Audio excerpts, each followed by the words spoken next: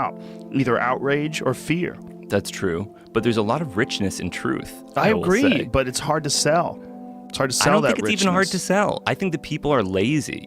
There's this idea that a lot of people have that, journalism is organized by some malevolent Rupert Murdoch type puppeteer who's telling everyone you go off and you say that cannabis causes car accidents, and you go off and you say this evil thing about this and say that alcohol is good. Did you see when Alex Jones was on my podcast and got high with me? We got him drunk and high, and when it came up in his trial for his divorce, he said that George Soros puts he tests marijuana every year to see how much George Soros is influencing the levels of THC. That was his excuse. But people love these ideas. They love the ideas of the puppeteer, the malevolent puppeteer, because it denies individual agency. But the reality, and I say this as a journalist who's worked at many different publications, not just Vice, and this is a difficult reality to swallow, is that people are free to say whatever they want most of the time.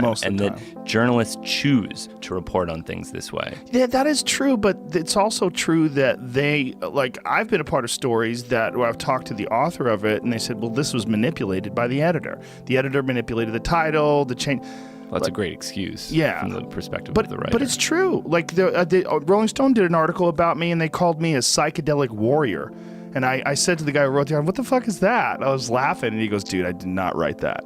Yeah. The editor gets a hold of it, tries to make it more salacious. It becomes something that's more likely for people to buy or click. Right, especially with headlines. That is true. And the real problem is that this sort of outrage culture and comment culture that has emerged provides no incentive for truth. Because suppose someone were to write an article about this conversation we're having right now, and it could say, Hamilton Morris says kratom should be illegal, or something like that, then that will get so much more engagement, because then you'll have all these people saying, fuck Hamilton, he's a traitor, how dare he say that it should be illegal, that it didn't watch it. And then you'll have other people arguing with those people saying, well, listen to the interview, hey, he actually never said anything about that, listen carefully to what he was saying. And then you create this whole engagement, a bigger engagement for doing the wrong thing than you'd get for doing the right thing. True, but the initial statement is much stickier. The initial statement of Hamilton Morris is a bad guy because he thinks kratom should be illegal or kratom should be illegal. That is what more people are going to pay attention to. Far less people read the retraction than read the initial. Of course. This is one of the real more insidious things about printing things that are patently untrue purposely. That people do things that are untrue with the caveat that they could just print a retraction that maybe 30% of the people that read the original article are going to read. The initial imprint is what's going to stick with people. Even if someone calls you a rapist, okay, and then it turns out that the person who called you a rapist was lying. The people who heard you were a rapist first, they still have that in their head. Oh, he's a rapist. I heard he's a rapist. Right. It's very difficult to get slippery ideas out of people's heads. So if somebody write some article saying that you're against the legalization of certain drugs, and they start looking at you as being compromised. The influence that people have today can't be understated because the reach is so powerful. The reach of any article, any video, it's so significantly greater than any other sort of distribution of information in the history of human beings. The potential for it impacting large groups of people is so huge now. Yes.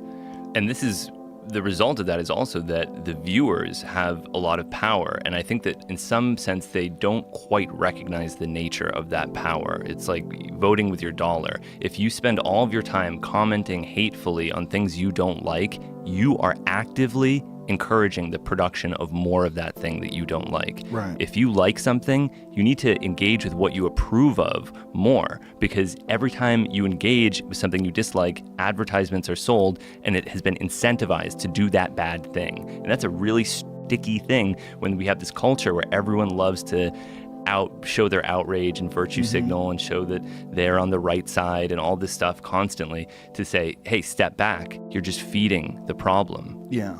I think there's also a problem with a lot of what people are doing during the day is something they don't want to do. a lot of what people are doing is some job that they don't enjoy, and during that job, they have freedom to go online. And in this state of feeling like shit about whatever they're doing, they enjoy complaining about stuff. And so they'll read things and type things and get engaged in things. And there's some sort of a sport to getting pissed off about stuff.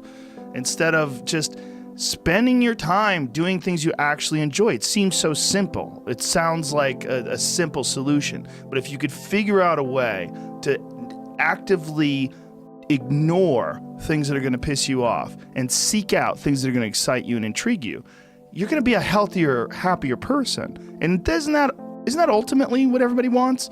I want to be happier. Don't you want to be happier? Of course. But why do we seek out shit that pisses us off?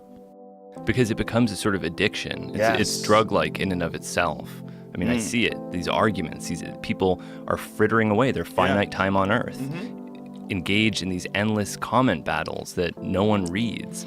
And it's a very dark reality, but it is also something that's driving the current culture of journalism where truth doesn't matter as much. All that matters is engagement. Right.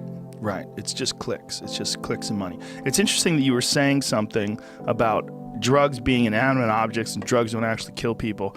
It's so funny how drug enthusiasts parallel gun enthusiasts with their arguments. It's really the same freedom argument. And it's really, I'm in an interesting perspective because I live in New York. I'm like just a nerdy guy that doesn't... Let me guess. You live in Williamsburg. I do.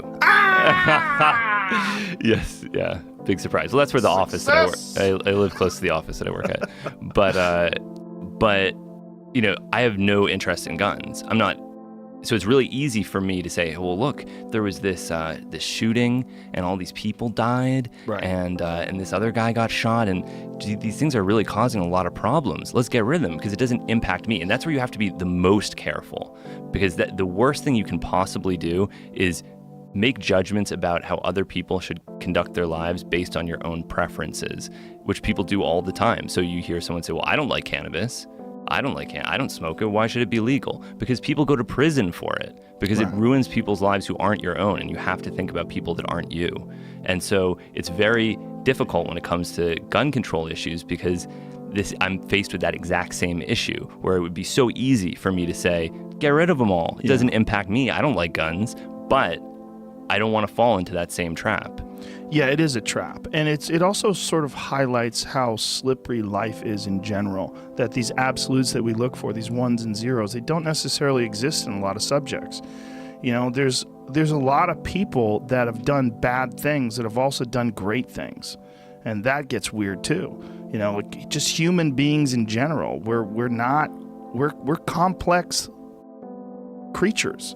And to just categorize something as negative or positive, there's a lot of positive things that you could find with drugs.